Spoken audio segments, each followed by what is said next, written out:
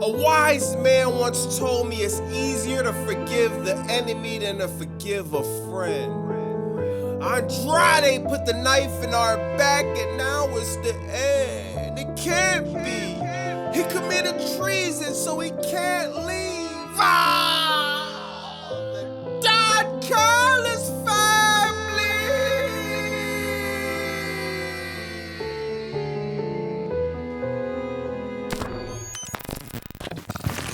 Oh, Andrade, what are you doing? The check was cleared. The money was sent to your bank account. You had one job and you blew it great. My OG was trying to put together a legendary group. We haven't seen nothing like this since Jordan, Pippen, Malone, Stockton, Larry Bird, and Barkley, the 1992 Olympic team. My OG spent weeks trying to put together a dream team, and it only took you seconds to turn it into a nightmare with friends like this.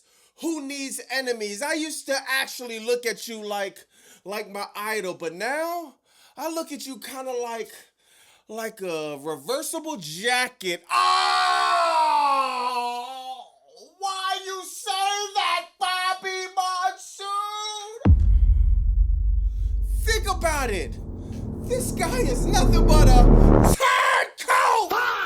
Man, I'd be capping if I say I didn't see the signs. Andrade put off the biggest screw job since Survivor Series in Montreal. This is crazy. This guy literally ruined one of the greatest steel cage matches of all time by putting a knife in the back of the same man who gave him a home when the Fed kicked them out of theirs. Now, out of the whole night of Forbidden Door, to be honest, this was the only thing I really had a problem with. Outside of that, this pay-per-view was fire, and this match was incredible, man. We all know how normal steel cages are set up. Going into this match, one of the biggest questions I had was how was Tony Khan and AEW gonna pull this off? To be honest, I was nervous, man. 12 men inside this small cage, it seemed like a train wreck waiting to happen. But as soon as the doors opened at Forbidden Door, no pun intended, one of the first pictures was leaked at a steel cage hanging above the ring. This was just a genius way to do it. There was just so much more potential now with the new space, and they definitely took advantage of it. Now, congratulations to Darby Allin. He just got married, and after a lot of us get married, we like to go on a honeymoon. Darby Allin, he went from the wedding to getting a face full of thumbtacks. I knew as soon as that spot happened, this match was gonna be crazy. At the end of the match, you had Kevin Knight holding a book bag, and Tony Khan needs to run a full-blown investigation to find out who put an explosive inside of it. I'm not sure who would be sick enough to do this at a professional wrestling event, but I'm pretty sure I could give you a few suspects. Hopefully he's not too injured though, man, because he took all of that directly in the face. I'm gonna show you this clip from X.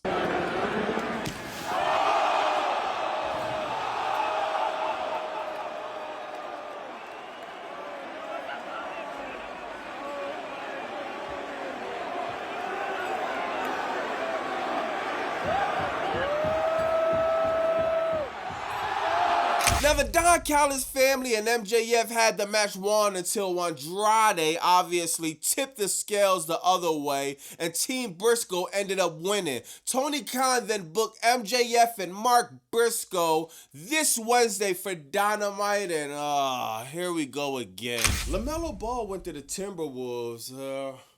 Giannis Antetokounmpo went to the Miami Heat.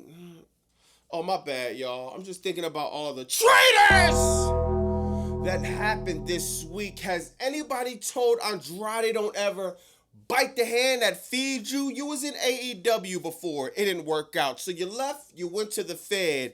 I'm not gonna lie, it was their fault. Creative sucks. So they dropped the ball with you. You came back to AEW, and what happened? Oh yeah, you joined the Don Callis family!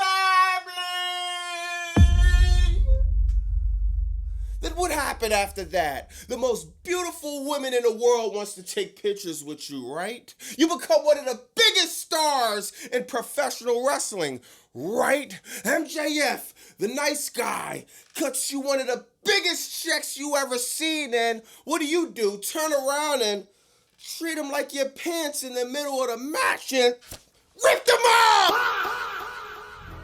Now in the Bible they have stories like David and Goliath and Cain versus Abel, but if they made a part 2 of that book, man, Swerve Strickland and Will Ospreay will be somewhere in the scriptures. What they did last night was nothing short of biblical. I don't want to hear about mask versus mask. I don't want to hear about whatever you think the match of the year is, because if you compare it to what they did last night, you can't measure it in inches.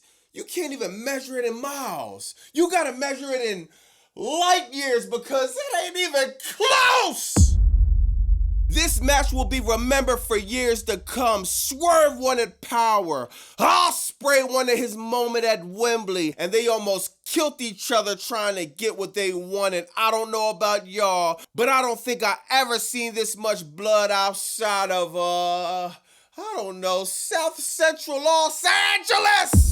And this was wild to watch. Swerve and Will reminded everybody why AEW is where the best wrestle, and it's not just a slogan. The story between these two is special. Their first match at Forbidden Door 2024 was a classic. Swerve got the upper hand and retained the title, and this haunted Ospreay. Then a year later, they ran it back at Dynamite Summer Blockbuster, and they ended it in a 30-minute draw. Yesterday was different though. After a bunch of near falls and almost losing, Ospreay finally beat Swerve, punching his first class ticket to All In London, the challenge for the AEW Championship. So we know what's next for Will. He's about the main event at Wembley. The real question is, what's next for Swerve? 2026 been a little bit shaky, man. He wanted power, bro, and every time he comes close, he just comes up short for one reason or another. The match with Kenny Omega, he had a chance to be EVP, he came up short. Now the match with Will Ospreay, had a chance to win the Owen and get the title, he's coming up short again, man. If I'm Tony Khan, I'm keeping an eye out on this guy, dog. Seriously. His head is all over the place, I'm pretty sure. It's ironic his name is Swerve. I know the guy isn't thinking straight!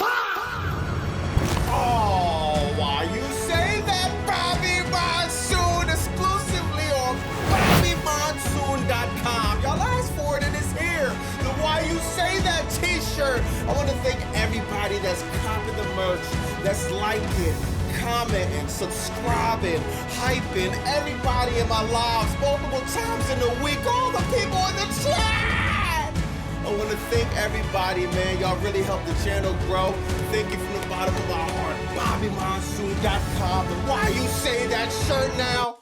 Back to the content! Forbidden Door started off with a 3-way tag team match, man. You had Unbound, you had Dorada and Mystico. Then you had the Young Bucks, man. Of course, the Young Bucks go out on top. AEW starts off as a banger with this match. The tag team division is stacked, man. The Young Bucks are going into All In with a lot of momentum on their side. I talked about this on my live yesterday. Will we see the New Day possibly show up to AEW, make their debut, possibly at All In? I believe their contract with the Fed was finished, I think sometime early May. So if we count the 90-day non-compete clause, if they even have one, they should be absolutely clear and free. After that, you got a match between Kenny Omega and Nick Sabre Jr. This was, it's like, no, I'm trolling, bro. I ain't gonna lie. I don't know why, but I keep botching this guy's name, calling him Nick Sabre Jr. It's Zack Sabre Jr. Shout out to my man Anthony King. Shout out to Katana. They cleared that up for me, man. I keep botching bro name. My bad. Shout out to the sickos. I kept getting messages that I kept getting it wrong. So shout out to Zach though, man. Fire match, bro. Of course, Kenny Omega was gonna win. They went a minute too. I think they went like 30 or 20 minutes or something like that. A good back and forth match. Nobody with a brain in their skull thought Zach was gonna come out of this, man. Kenny Omega wins. Now, what's next for Kenny Omega is obvious. Redemption is in Canada. Redemption. Kenny Omega's going to find a way to get a match with MJF, and a lot of people are speculating, including my man Chris Collins, man. Kenny Omega's gonna be winning the title at Redemption in his hometown and going in all in London to face Will Ospreay. Now, I'm not gonna lie, bro. I keep telling y'all, I'm not the biggest fan of this, even though the general consensus is this is the direction we're going. We are dealing with Tony Khan. We are dealing with somebody that likes to throw more than a few curveballs a year. So we'll see how it happens. Me personally, I said it a billion times. I'll say it a zillion times. I want to see MJF, Will Ospreay. If you do the triple threat match, I ain't mad at that. But me personally, all in London, Wembley Stadium, Will Ospreay, MJF needs to be in the main event, bro. Now, after watching a few documentaries on YouTube, I'm not gonna lie, Omega and Ospreay does have a long history, man. You got Kenny Omega running New Japan Pro Wrestling. When he left, you got Ospreay coming up as his protege. There was always a big brother, little brother vibe. There was always a master and student vibe between these two. To tell the story and finally cap it off at All In, it would be fire, man. So either way, I think it'd be good. Next, you got that boy Jon Moxley retaining the Continental Championship, bro. The run Jon Moxley been on is nothing less than generational, man. I know a lot of people think it's the AEW Championship, then the TNT Championship. After what Jon Moxley been doing, you could make an argument that the Continental Championship might be more important than the TNT Championship. Right now in 2026, Jon Moxley's been definitely carrying it a certain way where you can't do nothing but put respect on it.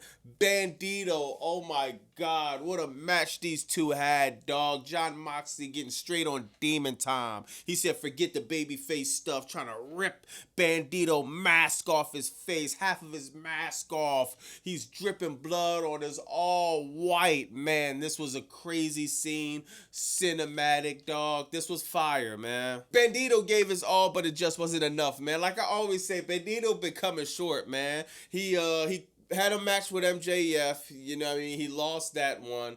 He lost the match with Jon Moxley, man. It's like he can't really catch a break, but he's killing it on Ring of Honor, though. Bandido is one of the most underrated wrestlers in AEW, in professional wrestling, if you ask me. I think it's time to move him up a little higher on the main roster, especially after some of his last few performances, man. Fire. After that, you had the Toxic Spider, Tekla, retaining the AEW Women's Championship. Now, this was pretty predictable. You know, Starlight Kid wasn't going to, win the AEW Championship, but Tekla, man, did an incredible job telling her whole story with Stardom, her beef with the Okada guy, the owner of Stardom.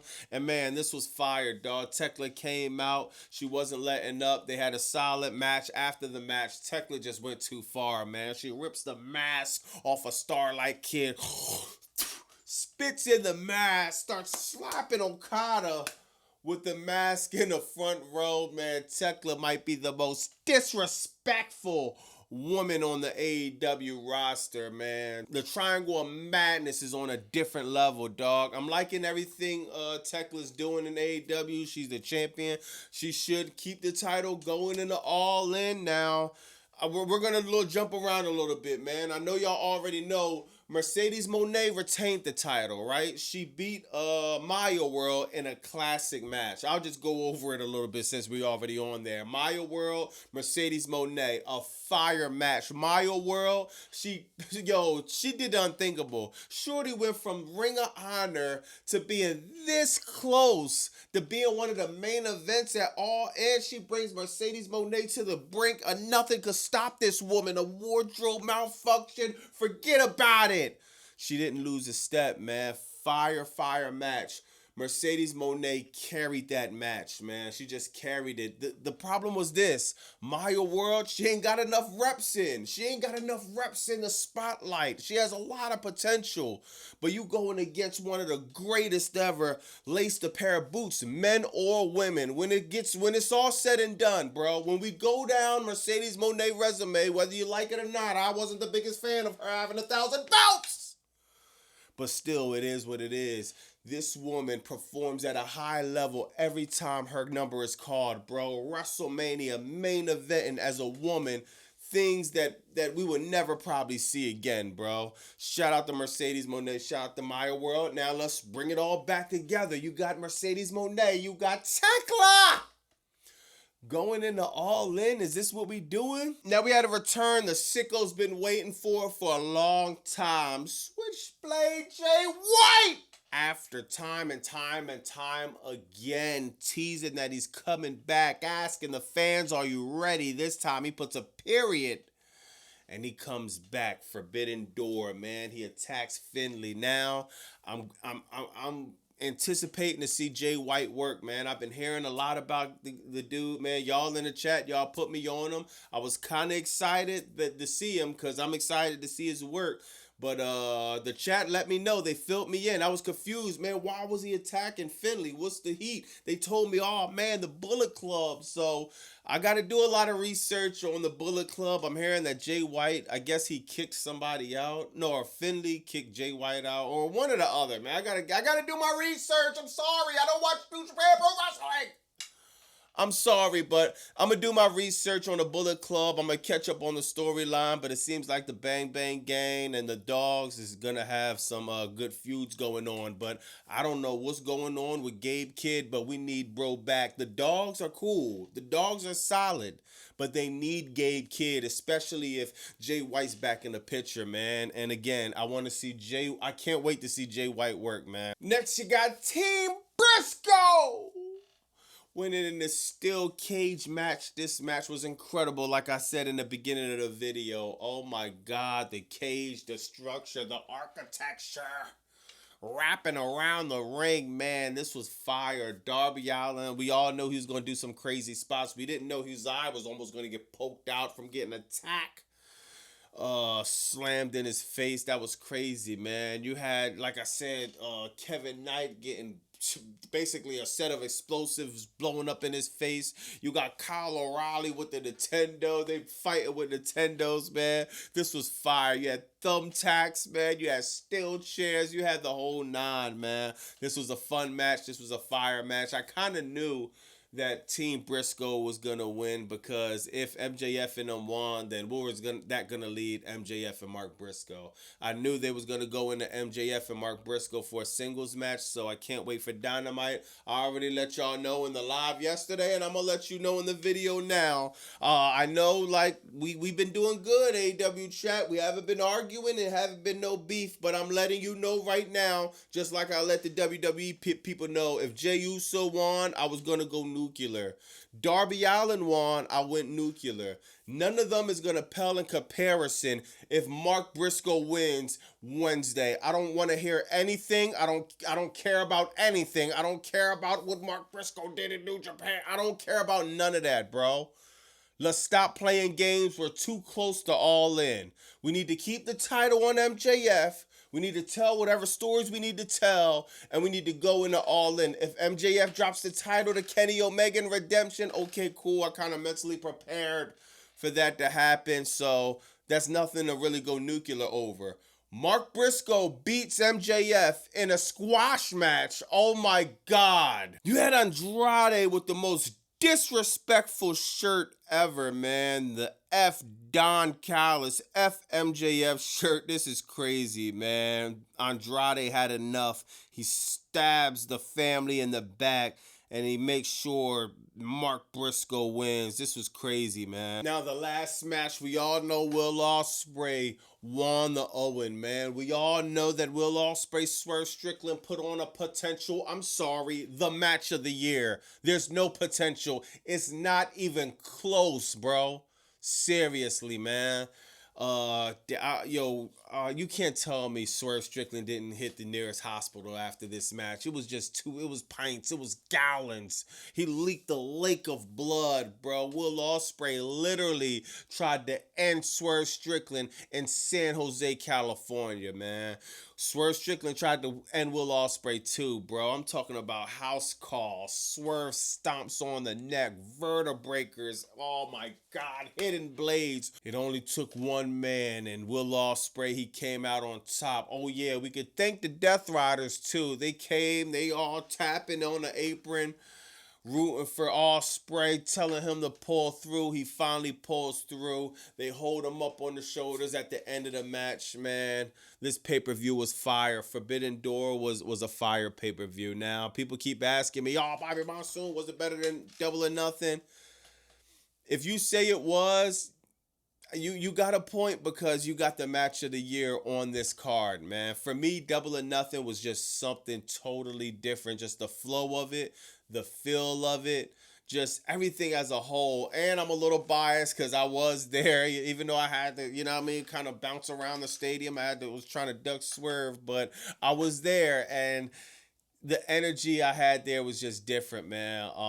My God, but it's just like, it's like comparing. What do you compare, gold or diamonds? You know what I mean? It's like, my God, man, back to back incredible pay-per-views by AEW.